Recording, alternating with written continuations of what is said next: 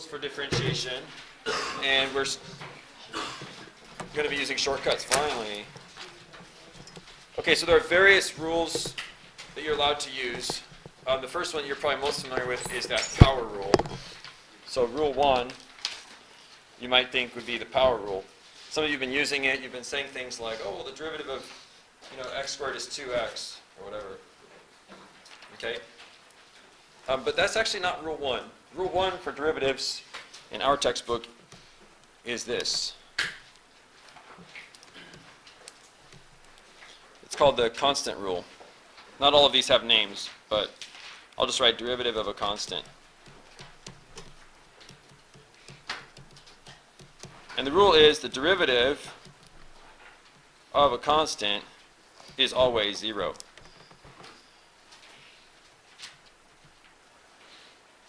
Okay? The derivative of a constant is always 0. So why is that? Well, it's a simple idea. If your graph looks like this, and I ask you to tell me what the slope is, the answer is simply 0. Right? So y equals c has m equals 0. Isn't that true? For all x in the domain. Okay, so that's a simple rule to understand. Nothing confusing about that.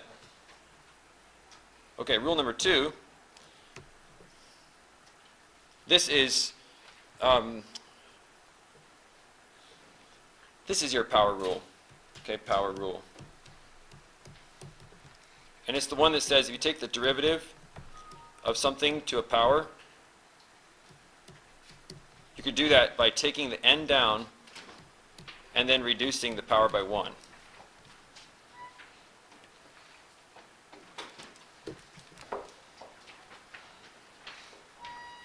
Okay, so for example, you know this well, but for example, you could use,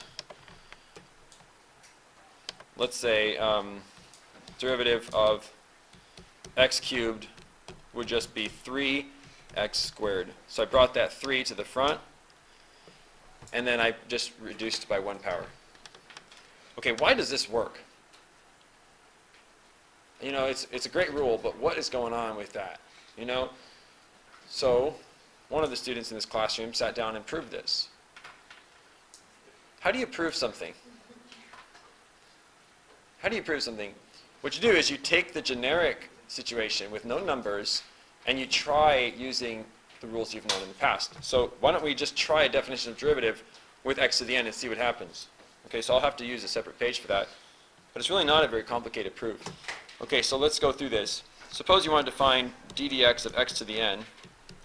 You would follow the rule where you use x plus h to the n minus x to the n all over h, and then you'd put a limit in front. Right? You'd put limo out front.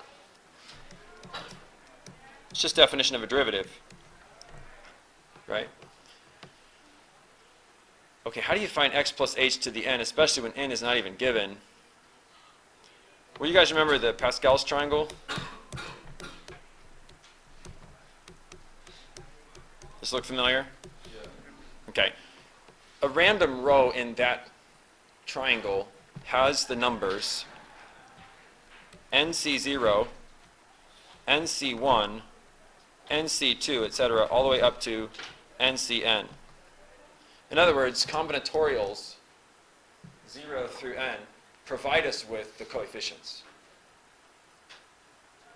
Okay? So if you remember the binomial theorem, this goes way back to algebra 2. We can actually expand that x plus h to the n like this.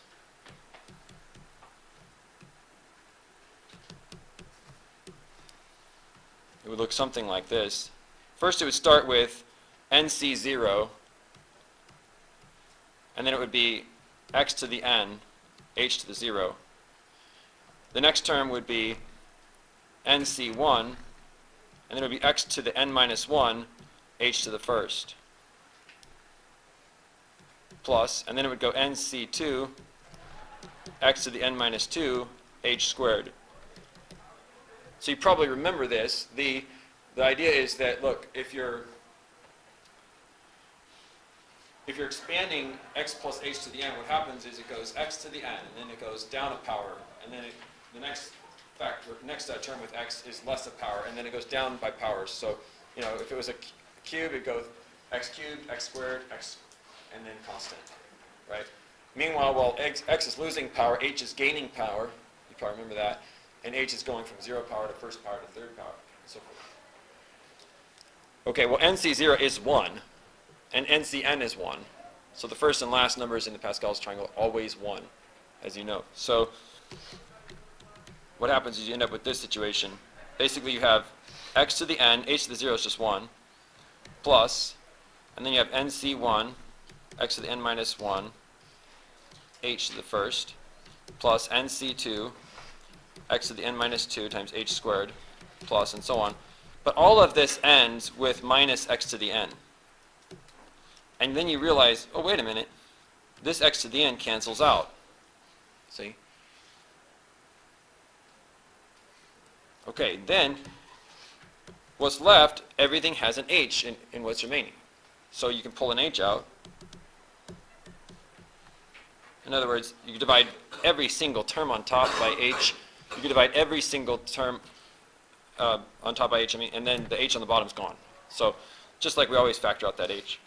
So here's what's left in the end. NC1, x to the n minus 1,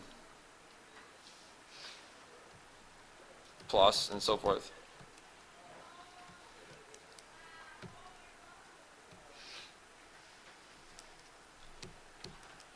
And NC1 is n. NC1 is n. Think about it. If you type 5C1 in your calculator, it'll say 5. If you type 100C1 in your calculator, it'll say 100. Everything after that first term has an h in it. Okay? And I'm planning to make h is 0 here. So if you want me to write the next term, I will. It's let me just go and do it. The next term would be NC2, x to the n minus 2 times h.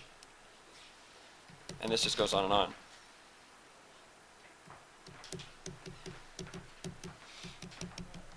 And when you make all the remaining h is 0, the only thing that survives is this. And there's your power rule. So to take the derivative of x to the n, you just bring the power down and then take away 1. So which came first, the rule or the proof?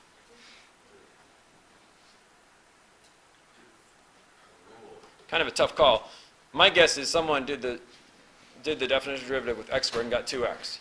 And then someone tried x cubed and they got 3x squared. And someone did x to the fourth and they got 4x cubed, And they started to see a pattern there. And they thought, I wonder if you can just do x to the n by taking the power down and taking away 1. And then they ran through this and said, oh yeah, that works. So because we've proven it, you can use it whenever you want now. Okay? All right, pretty important rule, isn't it? You've used it many times, I'm sure. Okay, rule 3. And we won't prove every rule. Not all of them are that easy to do.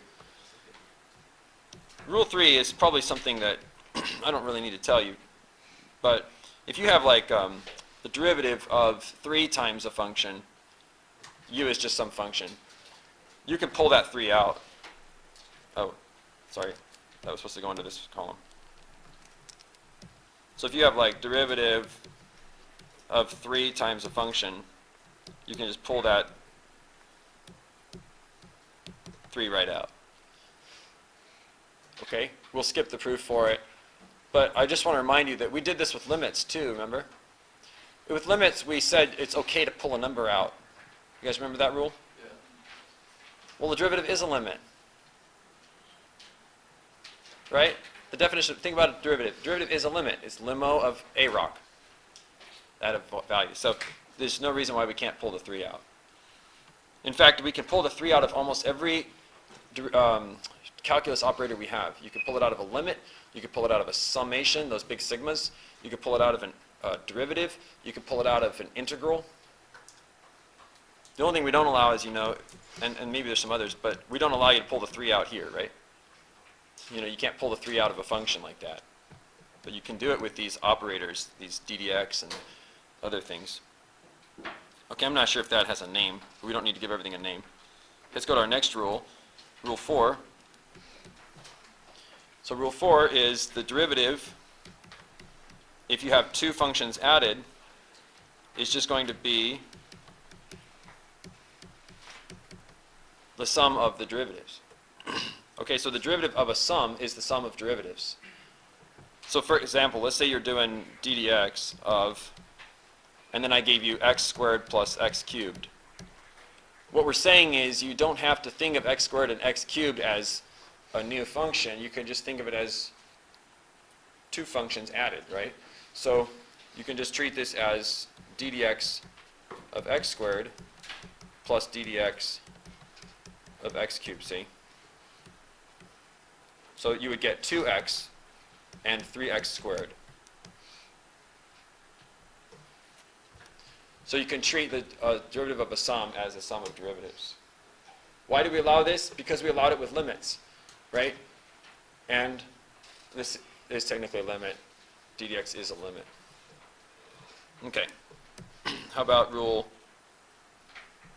Oh, and do you suppose that works with subtraction? Yeah, it does. So you can put a minus in for that rule too. All right, rule 5. Rule 5 is just what you know as the product rule. I probably should be titling this a little more carefully. This is where I'm supposed to write product rule. Product rule.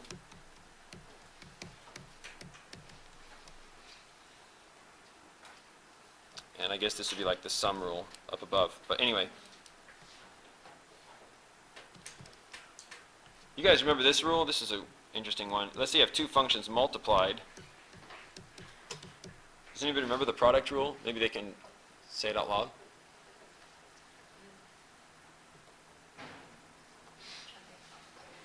The first function times the derivative of the second function plus the second function times the derivative of the first. Yes. So you take the first function's derivative, and then you multiply by the original second function, and then you add the second function's derivative times the original first function. So it looks something like this. V times du dx plus u times dv dx. Or maybe you've heard it said vu prime plus uv prime. Same thing. So this would merit an example. Let's do that. Let's do an example. All right, so let's say you're given, for an example, d dx of, and we'll just keep it simple for right now. We'll just do x squared times x cubed. Now this seems kind of silly, because I could just make that x to the fifth, and then the answer would be 5x to the fourth, right? But I'm trying to show you that this rule actually works. And we're a little limited on what functions I'm allowed to pick right now. So what we're saying is this would be the same thing as u and v, see? So I'll do my product rule. I'll take v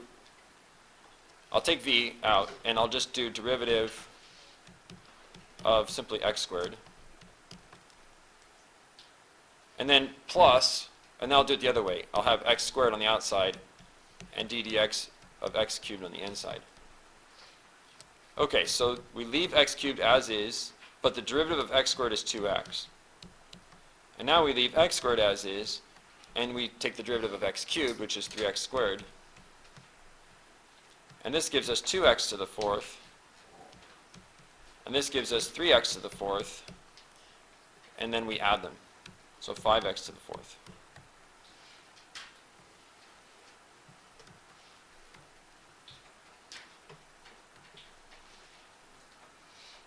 Have you guys seen this rule before? Have you done the product rule with Mr. Lynch?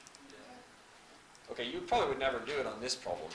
Like, you know, why bother? Why not just make this x to the fifth and then just bring the power down? But there are problems where you have to use this rule, right? When we get into like, what's the derivative of e to the x times sine x? You know what I mean? So this is how we split it up. Again, we'll skip the proof of that one too. Okay, let me go ahead and erase that example so I have some more space for my rules. Okay, the next one would be regarding division. So we call that the quotient rule.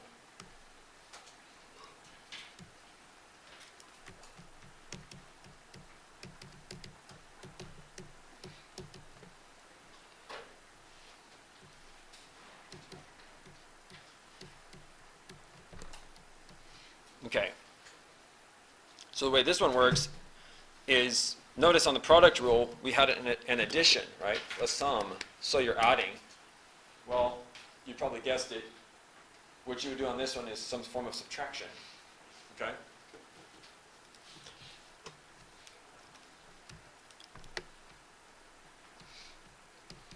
Okay, so for the first one, you definitely want to use the first function, the top one. So you're going to be using v du dx minus u dv dx.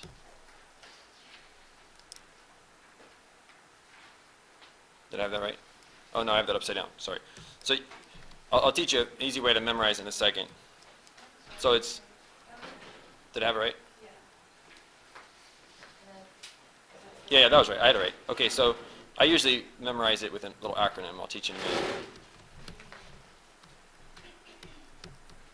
Yeah, I had that right. Okay, the thing is, you also have to divide by v squared. Okay, so maybe you remember it as u prime v minus v prime u all over v squared. Same thing. We're using the Leibniz notation with the ddx instead of a prime. Okay? So you basically have a high function and a low function, a top and a bottom. And does anyone know the acronym for, or the mnemonic to help you memorize this rule? It's because it's kind of a tougher rule. All over low squared. Okay, so you can think of it this way. It's high. Say it again. Low d high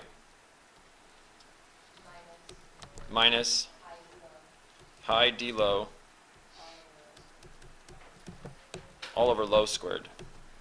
So high just means the top function, low means the bottom function. But it's easy to memorize this because it kind of rolls off the tongue. You say low d high minus high d low all over low squared. So let's practice saying that. Let's all say low d high minus high d low all over low squared. Ready? Go. Low d high minus high d low all over low squared.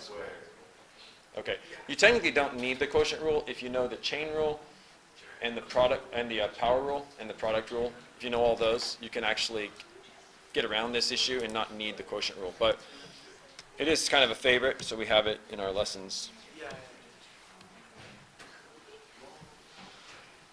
All right. Rule 7. If you look at Rule 7 in the book,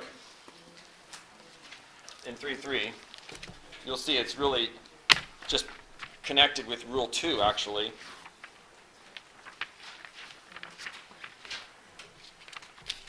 In 3.3.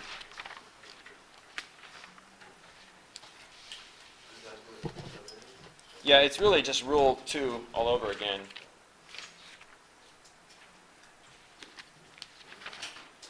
And it's just basically saying that the power rule works for negative powers also. The power rule works for negative powers also. Okay, so it's the power rule revisited.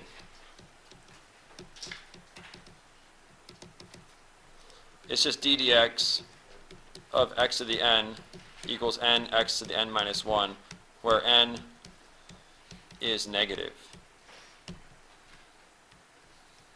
So what this means is, even if your problem looks like this, let's do an example.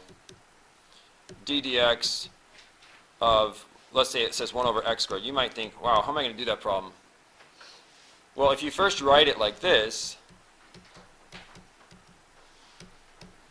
this is kind of like doing the derivative of x squared, you know. We made it look like a monomial. It just has a negative degree.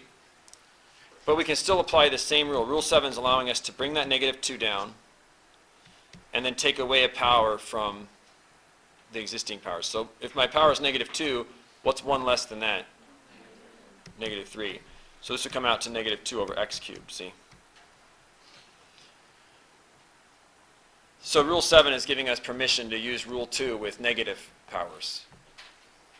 Turns out you can use it with any power.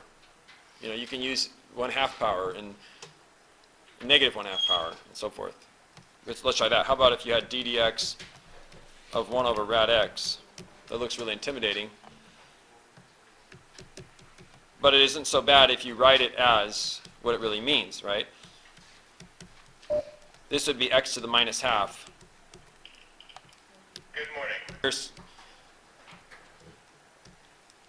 when you're subtracting your power, that's when you kind of have to be careful. So